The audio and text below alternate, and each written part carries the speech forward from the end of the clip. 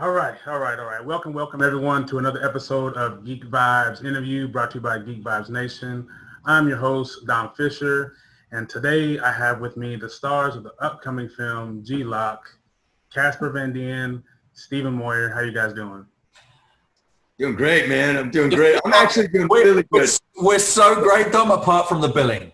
It worked so good for me, Dom. I think you got it right. We're just going obviously with age today. Oh man, color in the beard. I think he's just showing respect for the old gray man, old gray beard. Cass, it's all white, man. I pluck all mine out. I have a bunch of little white hairs. I'm just like, I'm not ready yet. What are you doing, Dom? Are you using boot polish or? Yeah, you look like you got boot polish. I don't have too many. I just pluck them. You see, if I plucked them, that would be called shaving. You're right. That would take a long while to pluck all of that, love. Oh my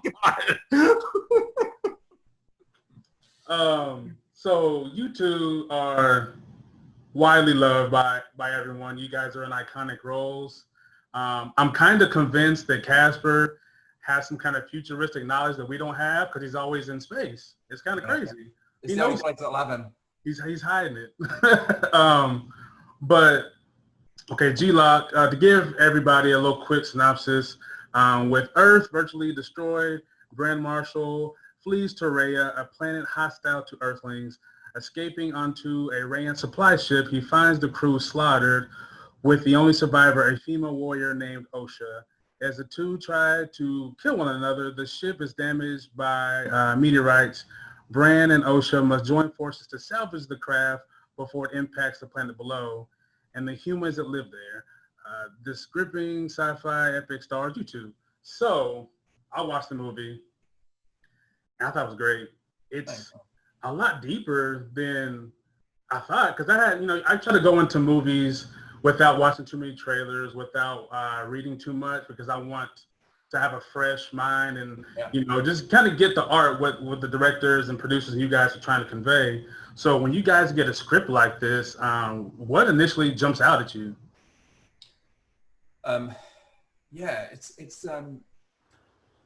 It's a good question. I think that my initial thought was,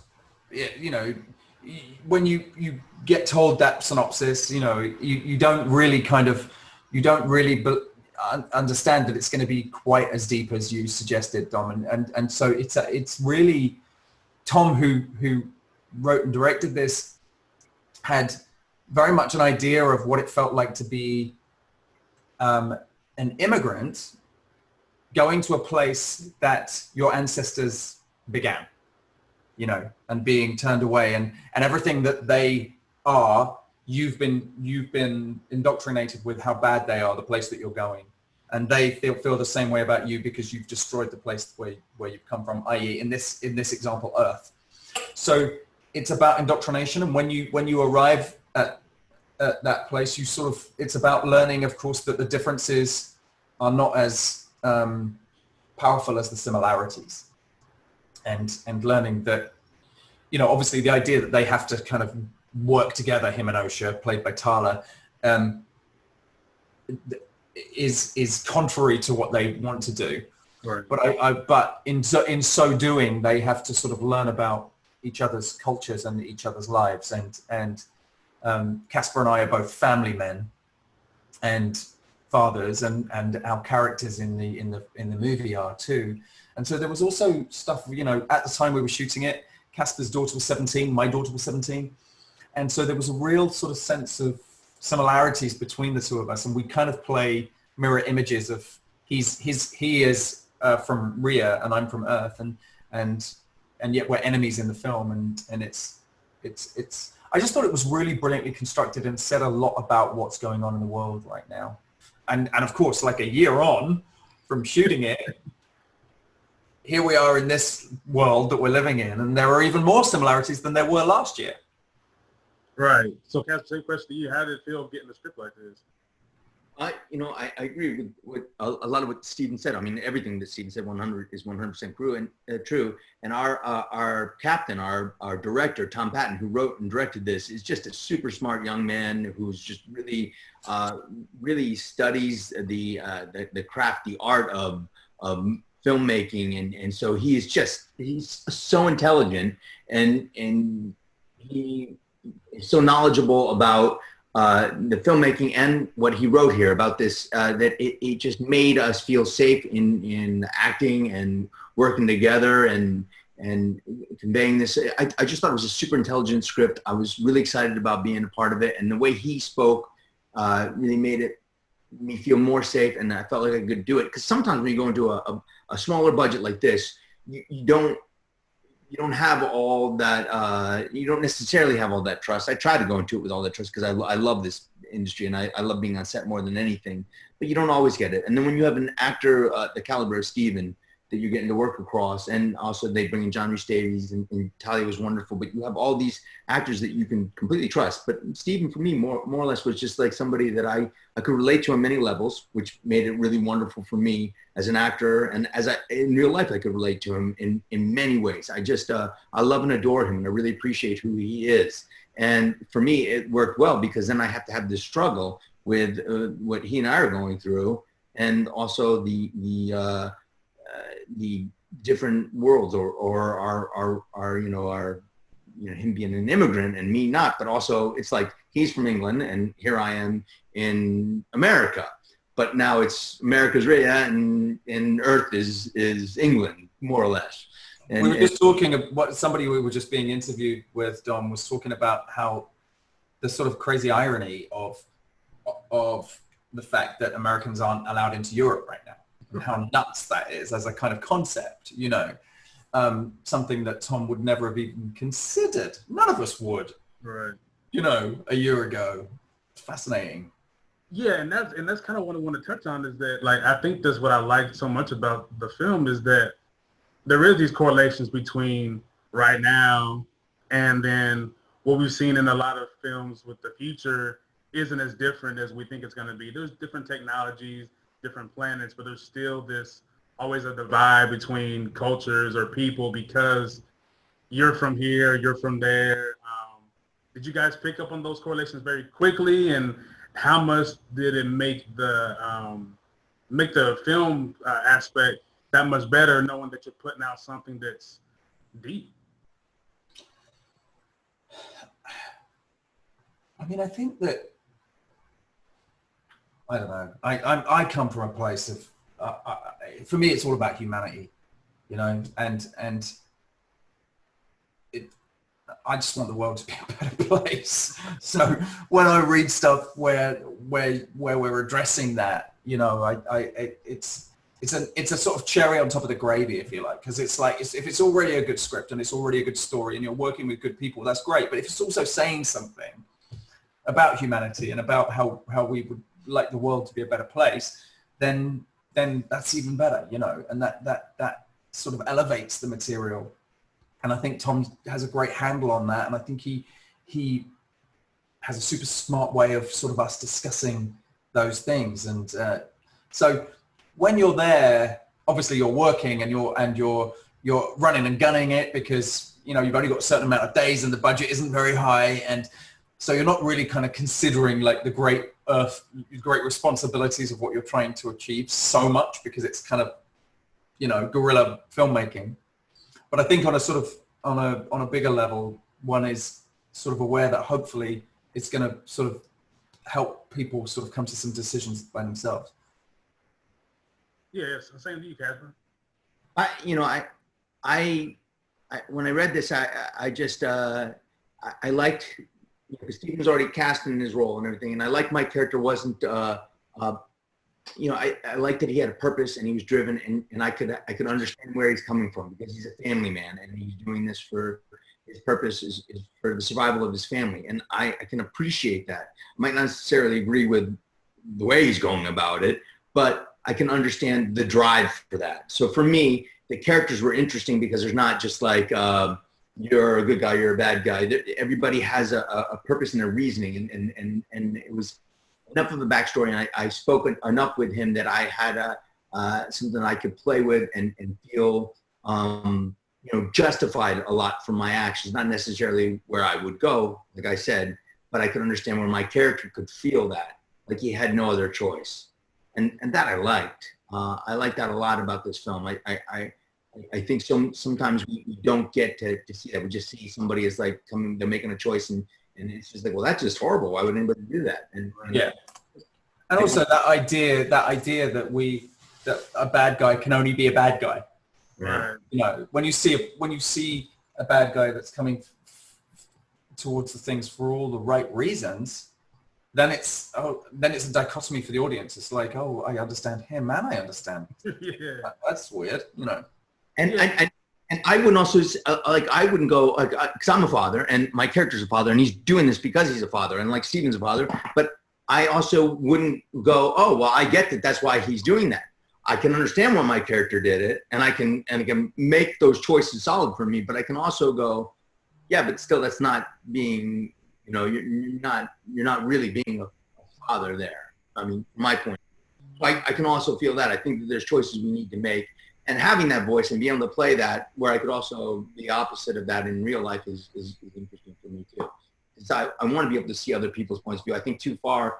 Often now we get to the, well, I'm only going to hear this side and I'm not going to hear that side. And I don't think when we don't discuss and we don't talk, I think that makes it a mistake that we can't move forward in the, to make the world a better place. I think we need to have voices from both sides to be heard and understood. So I can have compassion for my character, not necessarily believing that I would do the same thing, knowing that I wouldn't, but I could have compassion for him.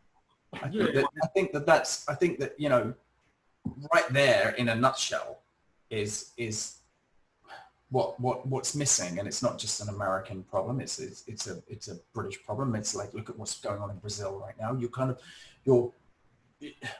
If you've only got like one side saying this and one side saying that, and nobody in the middle bringing these people together to try and make things better, then how are we going to move forward? There will always be like a 48% chunk that's unhappy, and so we've got to do that. Yeah, I think this film is interesting because it makes you kind of look at that. It's not just a science fiction film. That's what I liked about Starship Troopers. When I did Starship Troopers, it was one that both the left and the right liked back then, and still something that people argue about all the time. And I think that's interesting because at least it keeps things topical, and we can have a dialogue, and that's much more important than just being like, you're right and I'm right and you're wrong and we have nothing else to talk about. That to me is boring in films, and it's horrifying in real world.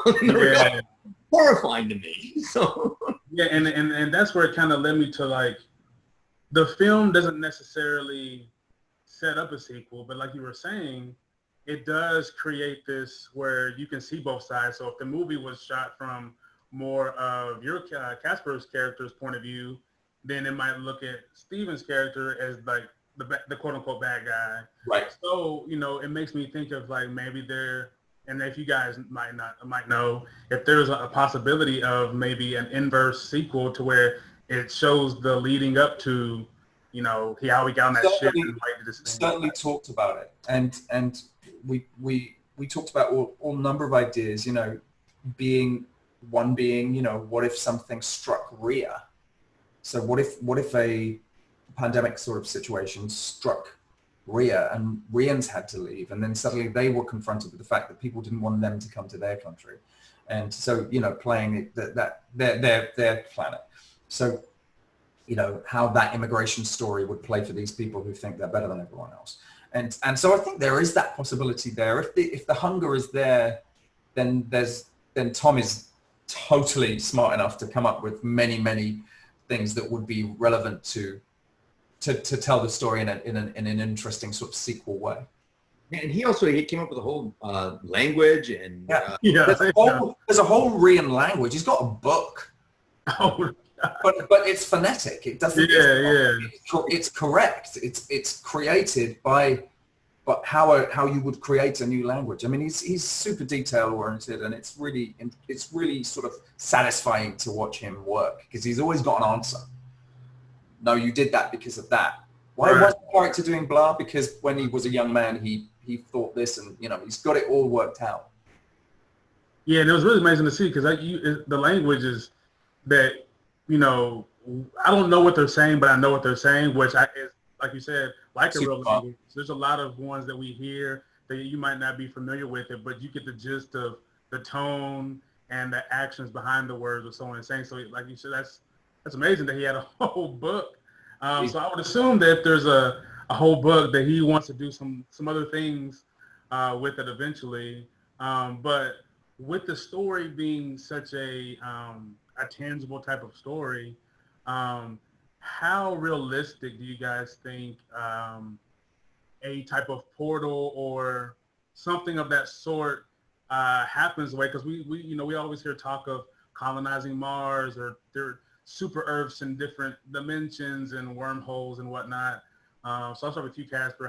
How likely do you think something like this is to happen in the future? I just got speaking. Sorry, Cass, go. Oh, go ahead, Steve. I was speaking yesterday to Universal exec, and I don't know anything about this.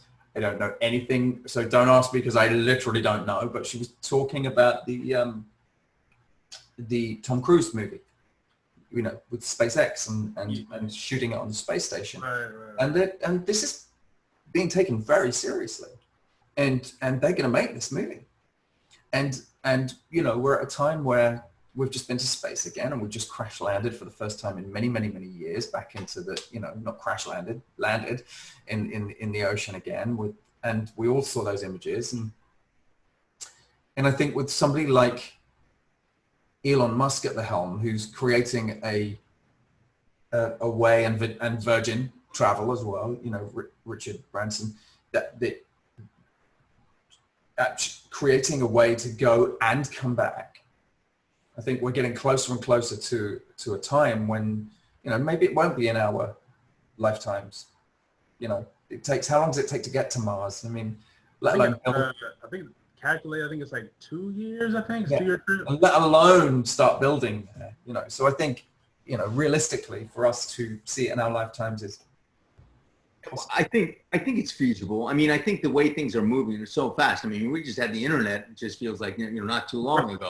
So I think things are moving at an exponential pace that they hadn't, we haven't seen, everything just seems to be moving faster. And if Tom Cruise is going to go make a movie in space, like you said, I mean, it's just so surreal. It's absurd, but wonderful. And I love that. I think it's delicious. And I love that. I love the idea of it. Ever since I was a little boy and I fell in love with Star Trek. And I saw them traveling in space. I've always wanted that. I've always wanted that, dreamt about it, longed for it.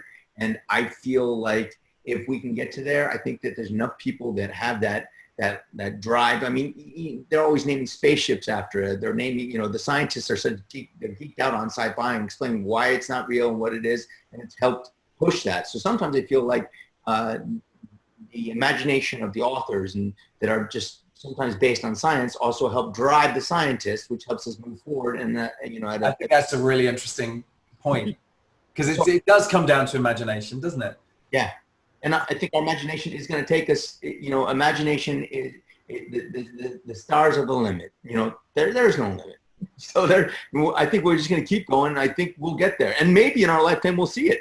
Unfortunately, I don't think it'll be you and I captaining in a ship. But, I would love it if I could. I would love to be the captain of some spaceship, but I'm an actor and I chose a different.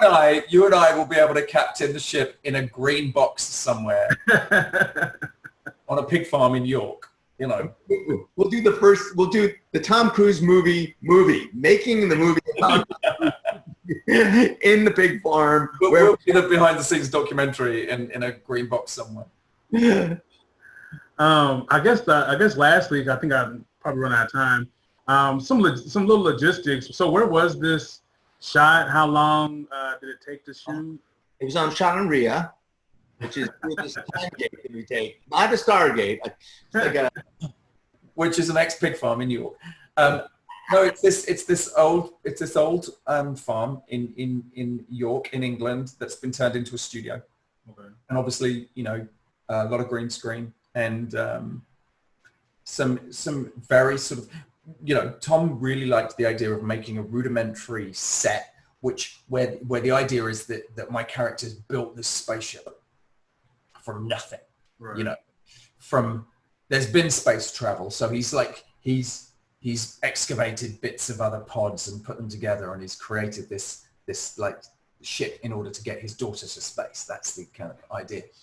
So that allows for some quite like almost like 60s Cold War crappy, old radio pieces that are screwed in. And I love that, actually. I thought the design was excellent because it feels sort of, and we sort of winked at that a little bit with the Russian hat, that this was some kind of like cosmology. Cosmology, is that right? Did I say that right? It was better. Cosmonauts, aren't they? They're cosmonauts. This idea that it's real kind of like thrown together, and I liked that idea. It's not massive budget. These are normal people who are trying to get to space, in a normal way, not with some, SpaceX aircraft. Right. So but the story is about people and heart and truth and humanity. It's not about the going to spaceness of it. Right. What I love about sci-fi and what I love about science fiction in essence is the fact that you're telling a story about humanity. You're just using a different framework to tell it, and hopefully it works therefore as an analogy for what we go through, and maybe people can see it in a different way. Yeah, I definitely think that I definitely got what the movie was trying to say very, very quickly, and it's one of those ones that I was watching it with my fiance viewed it with me, and we had a conversation afterwards, and I think that's what helped make it great. But I guess I am out of time. So it was really great talking to you guys. Where can people find you guys on social media? I'm on Instagram at Stephen Moyer, at Stephen Moyer with a PH, and I'm on Twitter as at S Moyer. I am not on social media. You might be the smartest man here. He's so old now that he can't see that. It's basically true story. But yeah, everyone, G-Loc will be available digital, DVD, on demand, August 11th. And hopefully we can have another conversation soon, guys. It was great talking to you. Really nice to meet you, Dom. Take it easy. Have a good one. Thank you. Thank you, Dom. Appreciate it.